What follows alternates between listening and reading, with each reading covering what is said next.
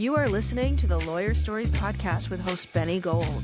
Lawyer Stories was founded in July 2017 on Instagram and is an expanding global network of lawyers and law students sharing their personal journeys to the noble profession of the practice of law. Join us on this podcast as we dig deeper into these stories and hear from lawyers and law students from around the world in all areas of the legal profession. Here at Lawyer Stories, we believe that every lawyer has a story. What's yours? Hey, we're back. This is Benny Gold, Lawyer Stories live in Vegas. Excited to be here. Thanks to our partners at CallRail. Never miss a call, never miss a case, and never miss a big client. We appreciate our partnership with them, and we have another CallRail user, Jacqueline Bretell. Yes. All right. Great to have you here, Las Vegas attorney. Thanks for coming down. Thank you so much for having me. I followed you on social media for so many years now and followed this incredible thing that you've been building. Thank you so much. Thank you. So I love that you're also sponsored by CallRail because I'm a huge CallRail fan. Yeah, me too. We've used CallRail for years in our firm. It's awesome. I love it. I love that I can, the other day we were trying to track down, we found out that our team declined a case that they shouldn't have declined. I was pretty upset about it, but I was able, because of CallRail, to go back and find the exact call, listen to the recording, and then do some retraining. I love that. Nice. That is such a good... And we were able to salvage the case, which is the most important part. That's amazing. Yeah. That's such a good CallRail story. Yes. Thank you.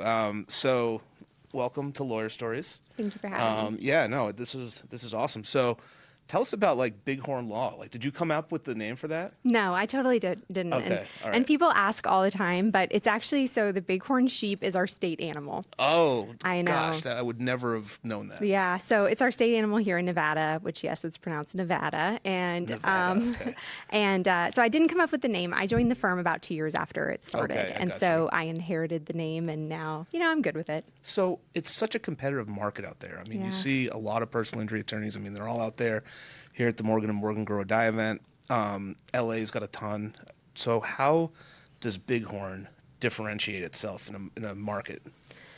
I think probably our trial results more than anything. My partner, Kimball Jones, is a phenomenal trial lawyer. He got 3 back-to-back 9-figure jury verdicts. Wow. When you have results like that, real proven results in trial, we find that it's the cases come to you. And so we've seen a definite uptick, especially over the last couple of years, as our practice has really shifted from a more traditional personal injury law firm setup to be really trial focused.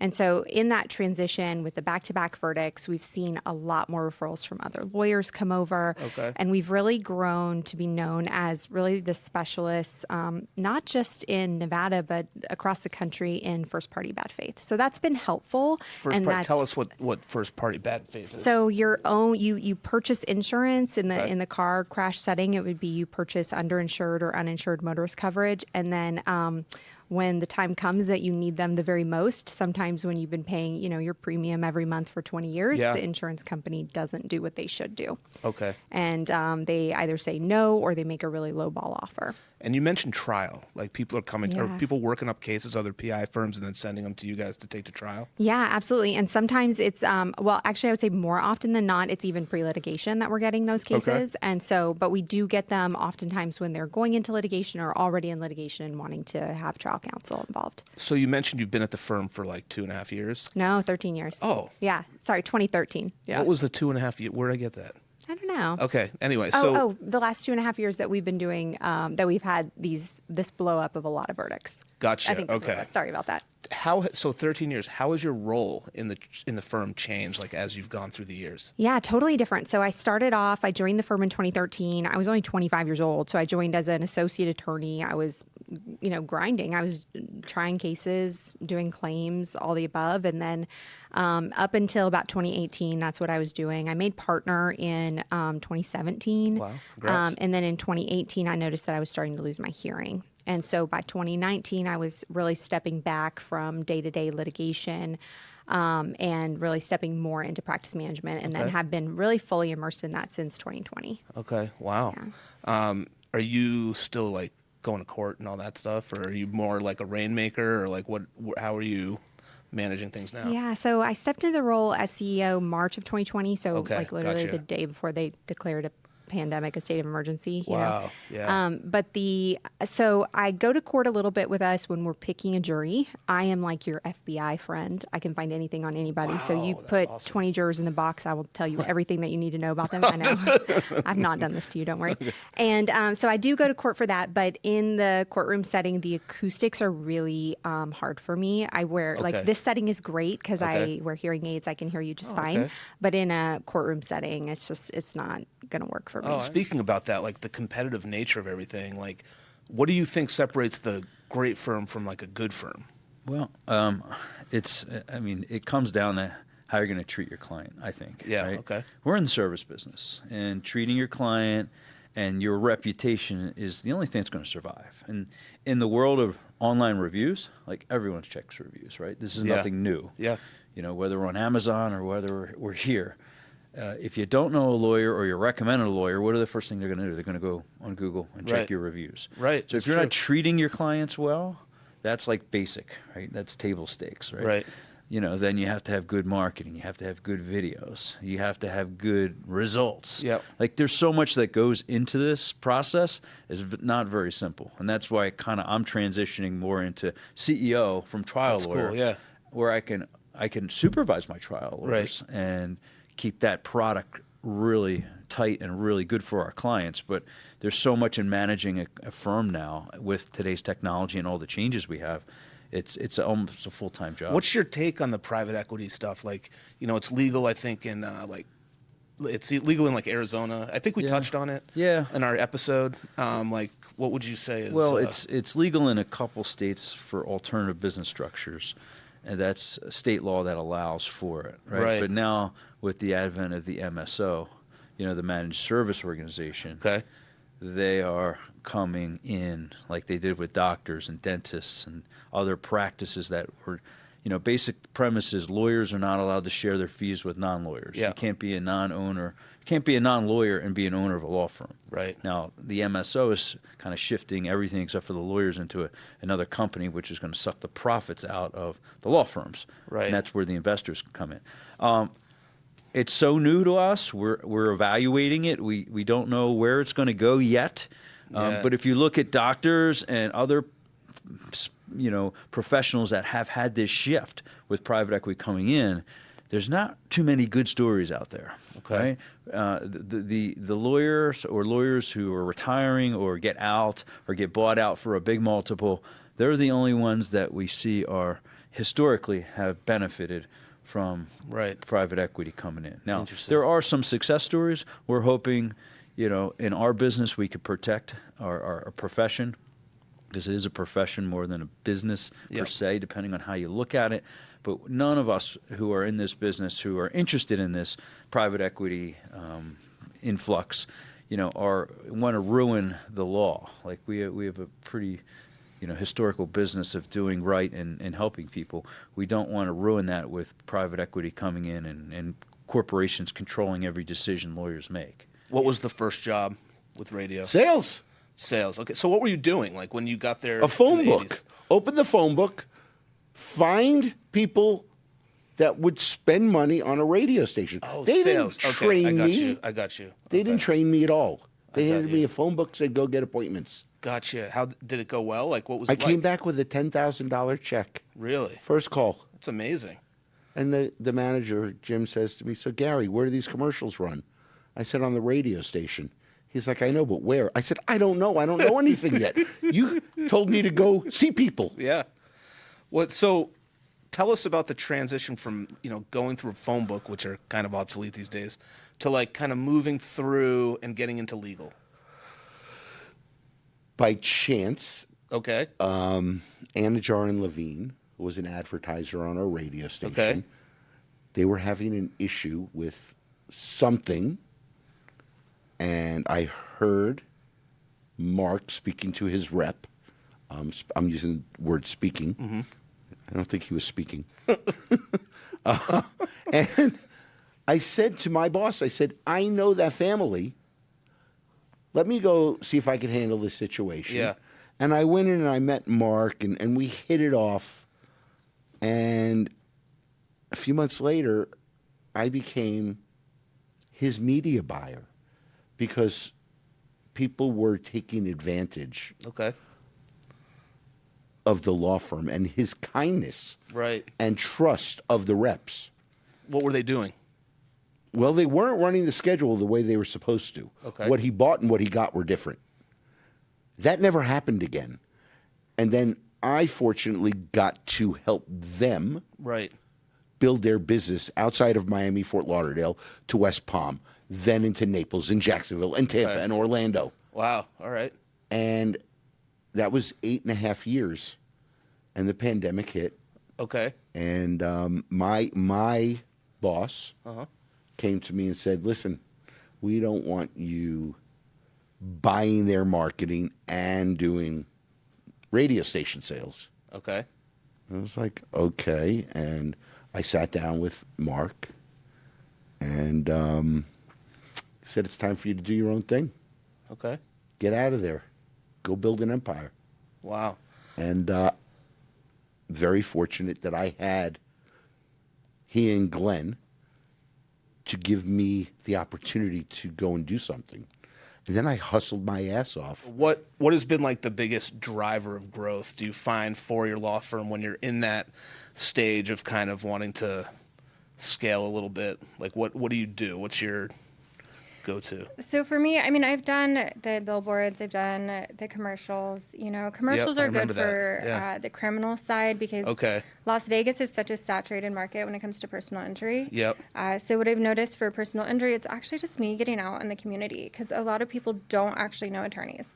You see the billboards everywhere. You Right. see all these, you know, advertisements for attorneys, but most people don't actually know an attorney. So I was very busy going out, networking. I'm starting to do that again. That's good. And it's fun. You know, you get to meet a lot of people, Yep. and sometimes it's a hit, sometimes it's not. Sometimes, you know, they come to you a couple years later and Yeah, say, yeah. hey, I remember. And by the way, I got in a car crash or something like Right, that. right. Interesting. So tell us about like the criminal law side of things here. Like you must see some crazy stuff in Vegas. Like tell us some cool crazy stuff that you see if you can remember and think of it. Yeah, I mean, most of my clients are from out of town. Okay. A lot of tourists, a lot of people, tourists. a lot of people getting DUIs, yeah, it sucks. or they're in the club, they had too much It sucks. to When I drink. say it sucks that they're driving like that. That's what I mean. Not that it sucks that they got caught. Okay. Especially if you're a tourist, just take Yeah. an Uber or a taxi. Take a freaking Uber. You know, you hear about all these like celebrities like getting into crashes and DUI. Like, dude, if I would be taking a limo around, man, like a Right? party bus, like what are they doing? Like so ridiculous. I mean, maybe they just like to drive like their vehicle that's probably very nice, but dude, doesn't nothing even make better than sense. being in a party bus or a limo. You know, you throw some karaoke in there, have a good time. Well, and then figuring out parking, valet. Right. You know, it's Stupid. much better to be dropped off. But it's business for you. So tell us more is. about like, so you got DUIs, you got like people just doing crazy I stuff. saw lewdness because someone was grinding on a girl too hard at the club. Really? That's actually a thing? Yeah. All right. What club did that happen at? No, I'm just kidding. So watch out. You know, Grinding. That's such an boundaries. grinding's like such an old thing, man. That was like, man, I haven't heard that word in quite some time. Yeah, there's a lot of assault batteries. You know, people Yeah. just getting too drunk and not being able to handle it. Yeah, now is that a big part of like your business, would you say, or is it more the PI cases? I'm actually pretty split. Pretty even. split, yeah. I mean, the criminal defense cases, they close out a lot quicker, obviously. Okay. So in a year, I handle way more criminal defense, but at any given time, I have a pretty even split. What do they do when you are a tourist? Like, do they expedite that? So they make you come back to Vegas for your court hearing, or Well, if you have an attorney, the attorney can appear on your Okay. behalf. All right. So you don't actually have to come out here. that courthouse must be a zoo or something. I mean, over Kind of the is. the criminal courthouse. It's fun, yeah. That's wild. So if you could go back to like when the day you opened your firm, like what advice would you give yourself? That's a good question. You know, and it's a good question because I got a lot of really good advice from friends and family members who had businesses. And one that I'll always stick to, and they kind of talked about it in the conference today, but hire someone who's smarter than you. If there's something you're weak at, hire someone to do it for you. Right. Right. So, whether it's for me, handling, the math on settlements, I hired Okay. someone to actually do all that. She helped create a program so I can just punch numbers in and it does all the math. That's and it's amazing. Yeah. We're attorneys and counselors. Yeah, right. And sometimes we wear that counselor hat a lot more than we wear that attorney hat. Yeah, so I love that. I those love that phone calls, distinction. they want to hear, they want to feel supported. They want to hear what's going on. And Yeah. So what does that distinction mean to you? I love that you brought that up. We're attorneys and counselors. What's the counselor piece of it for you? The counselor piece is the human element, the human component, right? The attorney piece is the zealous advocacy, right? The fighting, what we went to school for, and applying that trade. But the counseling piece is, this person needs to be heard. They've been wronged, right? How do I feel when I've been wronged?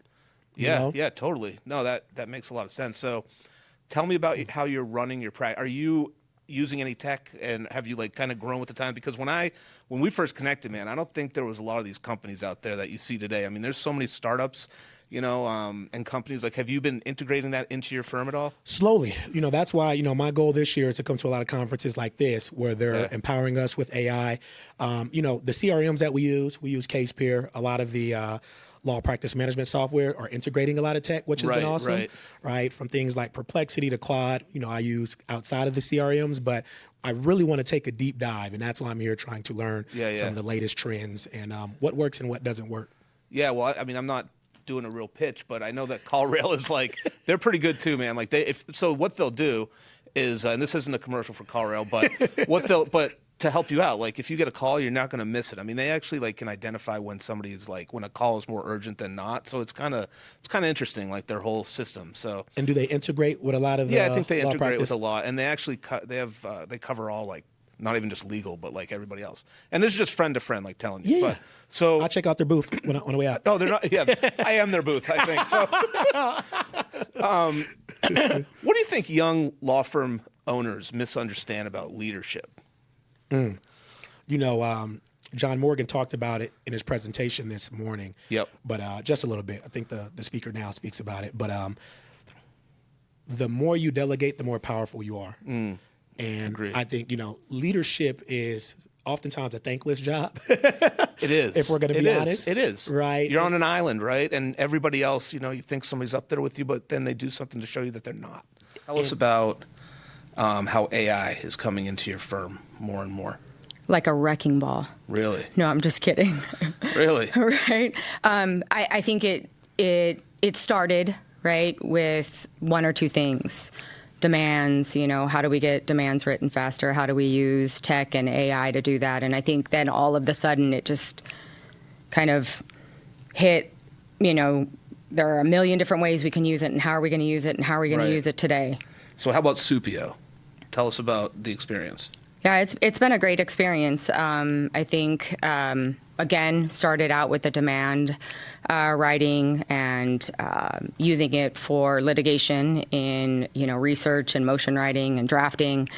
And its newest iteration was our Supio agent. Yep. And when that hit, that was a game changer for a few of us. Obviously, some of our lawyers who are running teams, but certainly for those of us in leadership to be able to look at things from a very high level and ask it questions and be able to get answers very quickly. Reports are one thing, right? Mm-hmm. They can give you flat information, but the ability to dialogue with an agent and say, okay, here is a number. Now tell me a little bit more about that number was a game changer. When you come out to an event like this, like a John Morgan Grow Die, what are you looking? Are you looking to see old friends? Are you looking to, gain new experience? Maybe meet with some of the vendors? Yeah.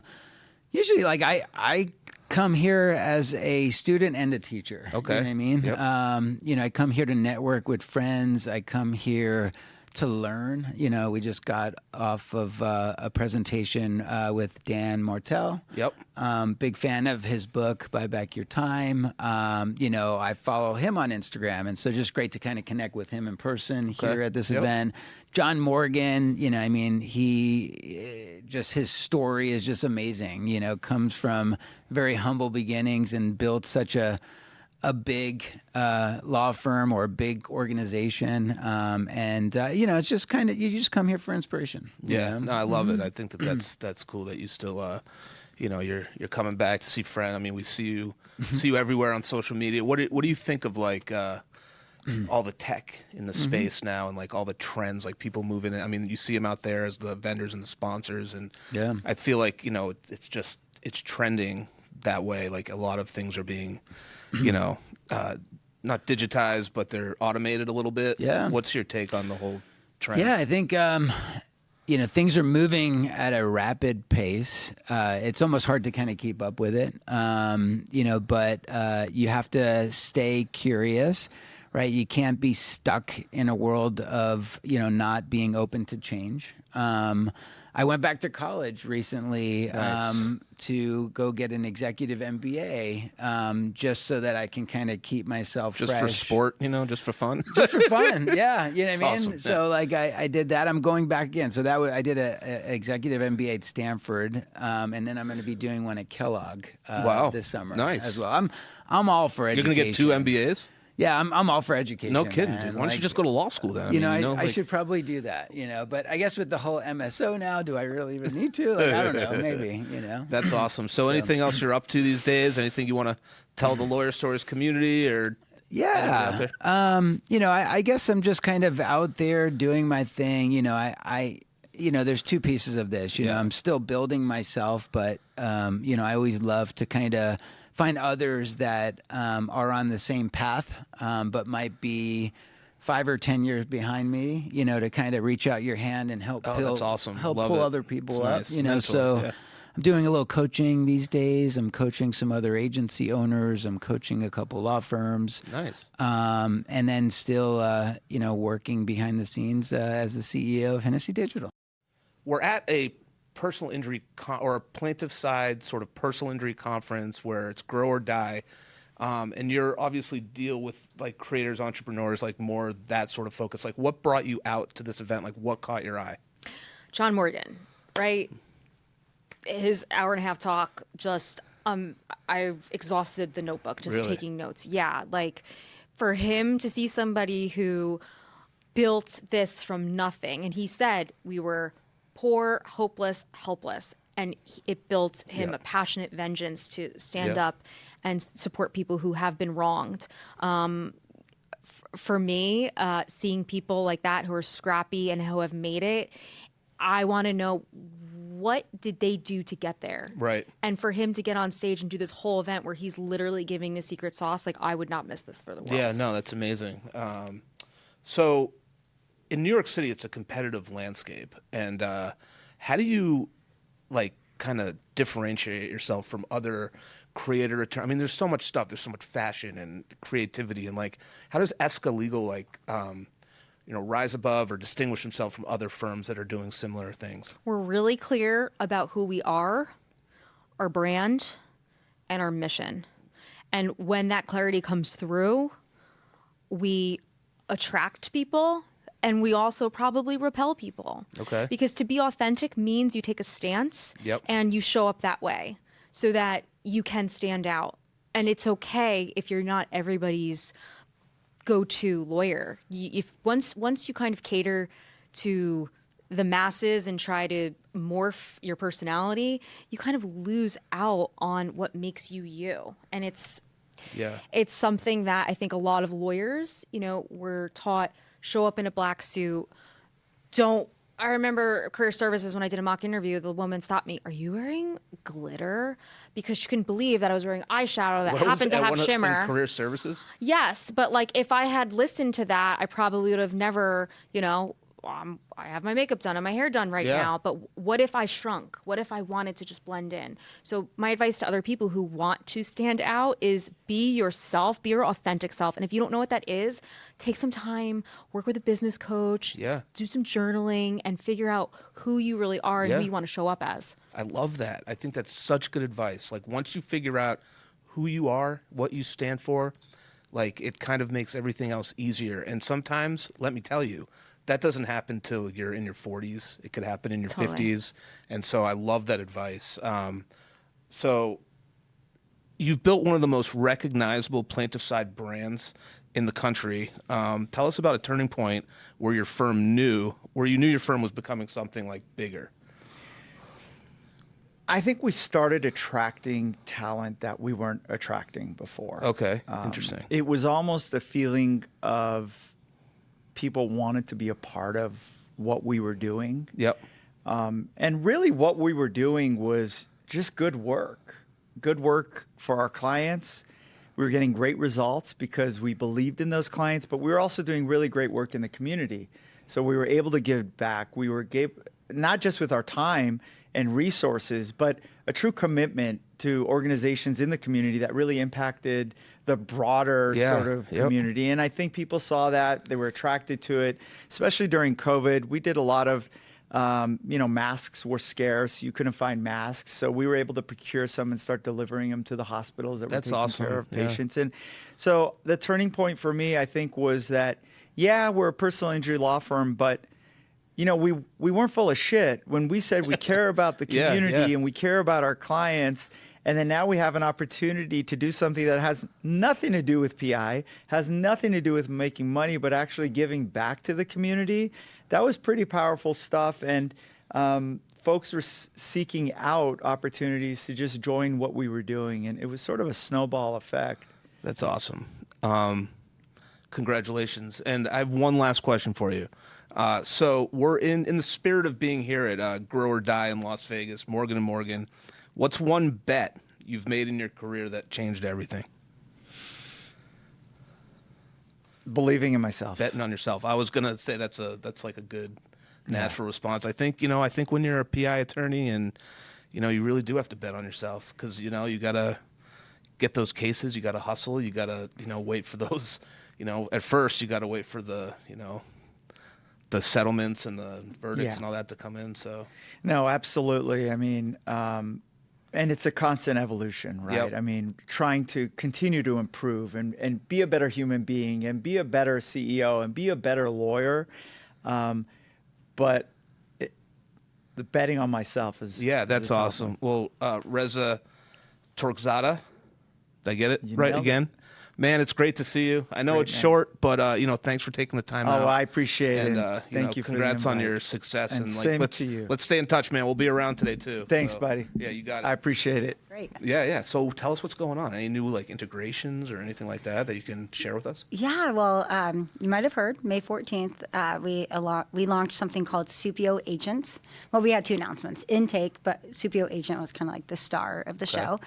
And this is an AI agent that works across your whole firm, if you will. Think of it as a firm OS. Okay. And no longer just works at the case level, but it can give, like Phillips Law, for example, they were an early, a beta customer of ours, and it gives them the full kind of visibility of what's happening in their firm, marketing analytics, what the lawyers are doing or aren't doing.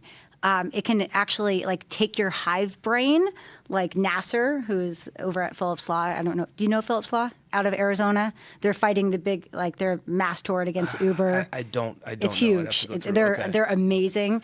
I mean, what they're doing is you probably know with the CAOC and the Uber initiative. There's a campaign called Every 8 Minutes, and every 8 minutes someone gets assaulted in a ride share. So they're battling this, and they're using Supio Agent across the firm to understand not just the case, but firm-level analytics. So the operator loves it, the lawyers love it, the paralegals, case managers. Yeah, it's pretty cool. Wow. Okay, that's it's awesome. transforming work. Yeah, I mean, you have a great background in tech, and how difficult is it to go from one company and then integrate yourself with another company and learn all the ins and outs? Is it tough? Well, it's. So I've been in marketing forever. I started my career in automotive marketing, actually, with BMW and Porsche on the agency side. And then I switched to tech, working with Cisco and other companies, Polycom. And but what I was looking for this time was something that was AI first. Okay. So truly AI, not an incumbent who's pivoting to AI, trying to catch up, but something that was AI first.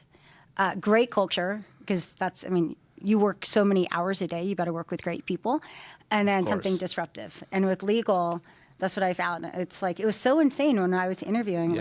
There's a lot of law firms that then, when I was interviewing in the fall, still use a lot of paper. Yeah. And then it takes forever to find They do, especially a needle in a haystack. some of the older law firms. And I mean, no hate on them. I mean, they just don't move over as quick. And I like what you say about AI first. Like, why is that so important than somebody that's another company that's trying to like catch up and transition? Yeah, well, I mean, if you're natively born with AI, you don't have to expand into something new. Okay. There are some players in our space in my past life where I was in customer experience, called CCAS, customer service as a service. And if you're not AI first, then you're trying to pivot and you're trying to make things work. We were born from AI from day one. Yeah. And our clients are able to use us just by prompting. That's the key to success, is the prompting and asking the right questions to get the right response. Right. So I have a huge nationwide network. I'm so thankful to so many of my different referral partners throughout the country. We're over here at a Morgan & Morgan conference. Who loves referrals more than them? Inbound, outbound. I work with different law firms who can't take certain case types in their jurisdictions. So if they happen to have a personal injury case in Florida and they operate in a different state, then often they'll send it my way. We take great care of it, and we have referral fees that are all legally. It's situational in each state, but. And say the firm, your insurance attorneys. Yep. So do you know we have a Miami event in like we've been having one the last couple of years. So you're definitely invited to that with all your law firm people. I look forward to it. Yeah, it was February this year. We had a good time. Kate was there at the where was it? The Moxie. We've had it there the last couple of years. It was on the rooftop. Anyway, all right. So.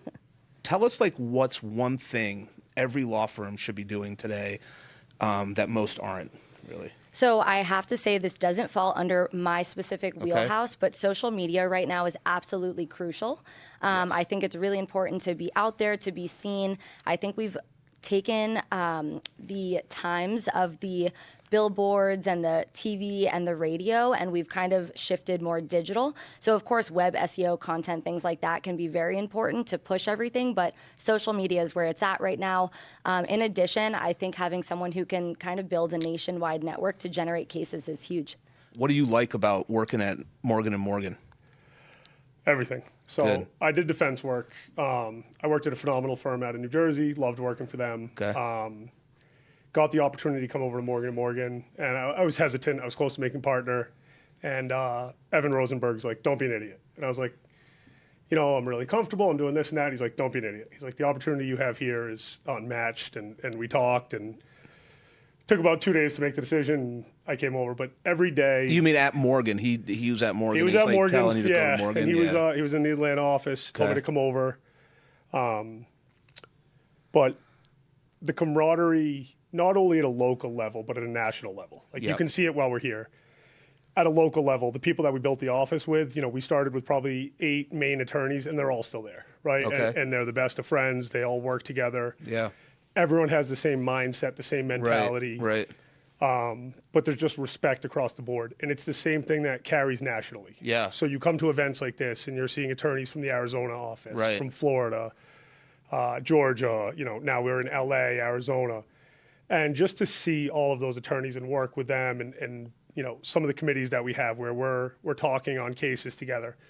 You have some of the best attorneys in the country, and they're all providing support 24/7. Do you know all of them or most of them? I know there's 1,000 or 1,000, but do you know of some of them? Yeah. I mean, definitely obviously you know of some of them, but do you know a majority? No, I would say, the people that go to the events, you come to know. Yeah. Right. And so you probably heard John talk today about like the Wolves trip.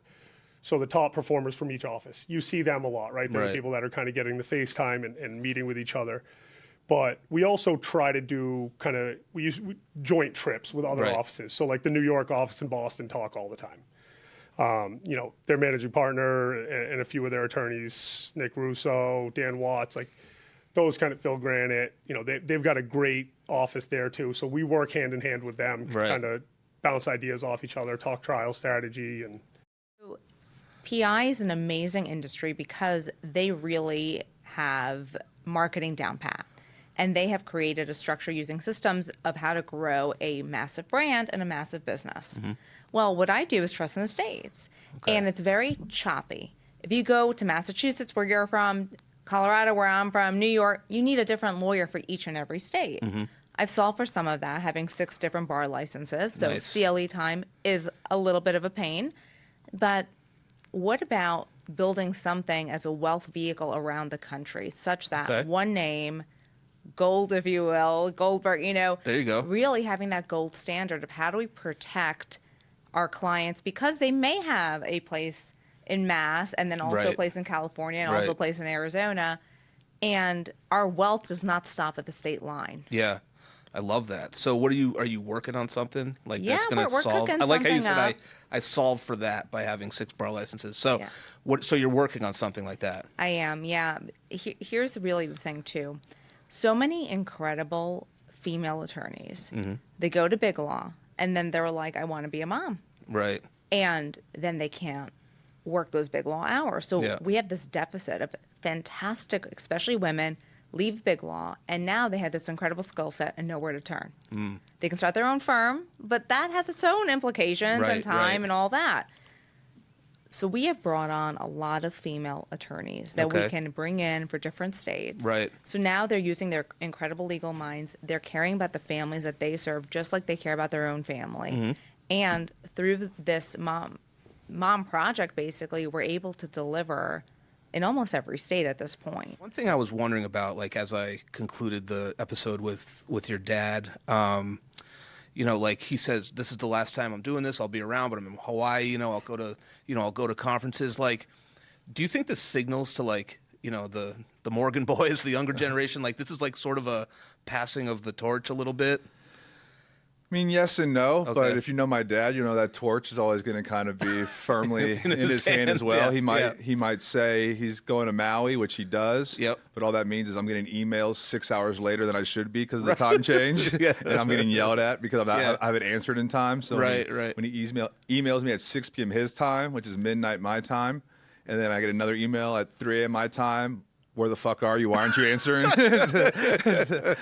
that torch will always, I think, be firmly lit in our family. But no, I definitely think there's, over the past, I've been around Morgan now for about 11, 12 years in the lawyer capacity, been around it for 20 plus. The firm started the year I was born, so I can technically say I've been around it for 37 years. But yeah, I think it's definitely over the past 4 or 5 years, we've definitely been taking on more roles, more responsibilities. My brother Matt really has honed in, director of personal injury. My brother Mike does all the complex, the mass torts, proc liability. I'm the relationship guy. I love it. Yeah, no, I love that. Networking, marketing. So it's so cool. He's able to kind of delegate to us. I think, will he keynote again at his own conference? Probably not like this, at this extent. Will he pop in? Of course, we'll still do some things.